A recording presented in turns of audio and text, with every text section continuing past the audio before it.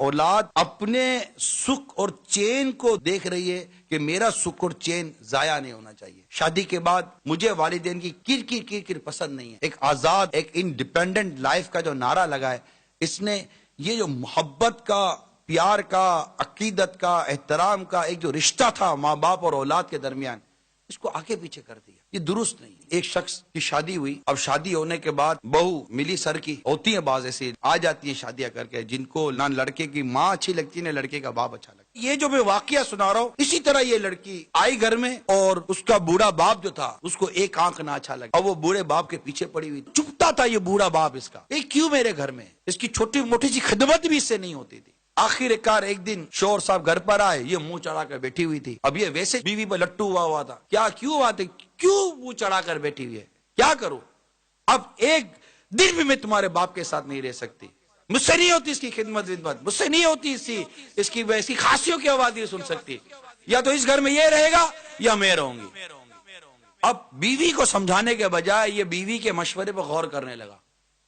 کیا کروں کیا کروں؟ جی چاہتا تھا اس کو پکڑ لو کہ یہ سوچ رہا ہے کہ میں کیا کروں. اب یہ سوچ رہا ہے کہ میں کیا کروں، بیوی کی باتوں پر غور کر رہا ہے.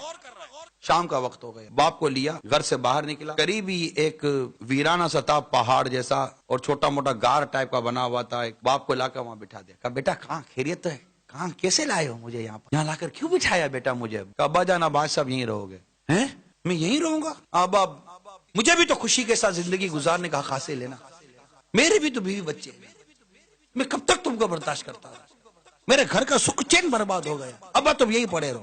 اور اس وقت اس باپ پر کیا بیت رہی ہوگی، اس کو تو اس کے بچپن سے لے کر جوانی تک کے لمحات یاد آ گئے ہوں گے.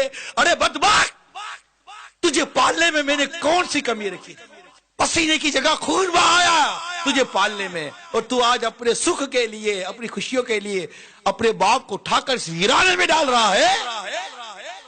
باپ ضبط کر کے کہنے لگا بیٹا جیسی تیری خوشی، مگر دیکھ سردی ہے، تو تکیہ چادر لا کر تو دے دے، میں کیسے رہوں گا یہاں پر؟ ٹھیک ہے بابا کرتا ہوں. اس کا بیٹا کو 8-9 سال کا تھا نا، کہ بیٹا جاؤ گھر سے دادا کے لیے چادر لے کر آ جاؤ. وہ بیٹا تھا سمجھدار، گھر پر گیا اور چادر لا کر دی. جیسے چادر کھولی تو چادر آدھی تھی. چادر آدھی تھی. باپ نے کہا بیٹا یہ آدھی چادر کیوں لایا ہے؟